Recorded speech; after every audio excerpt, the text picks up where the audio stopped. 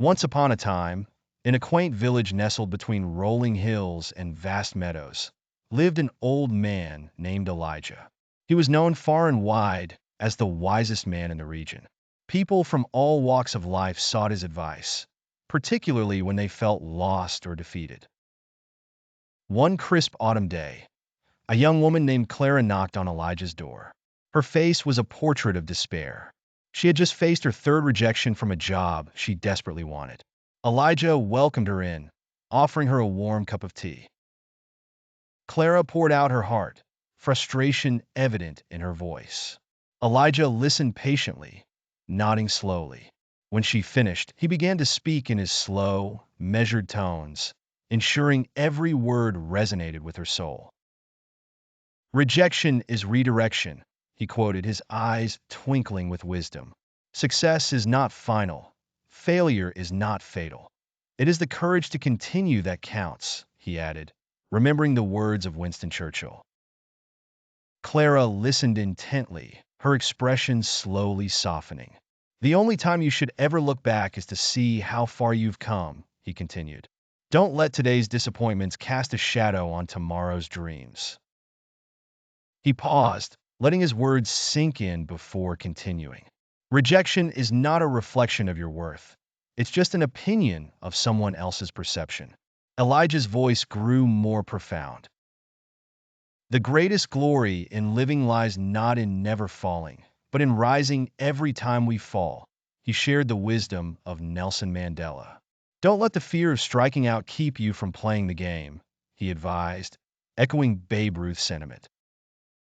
Clara began to feel a flicker of hope reignite within her. "It's not about how many times you get rejected, but about how many times you stand up and keep moving forward," Elijah continued.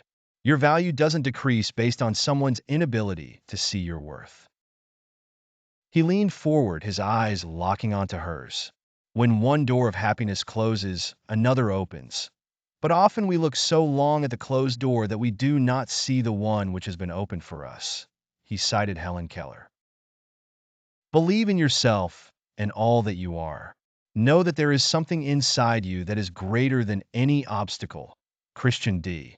Larson's words resonated in the quiet room. Elijah then said, "Rejections are just detours leading to the right destinations." He sat back, his voice a calming rhythm. "The difference between a successful person and others is not a lack of strength, not a lack of knowledge, but rather a lack in will." He smiled gently. "The road to success is dotted with many tempting parking spaces," he reminded her.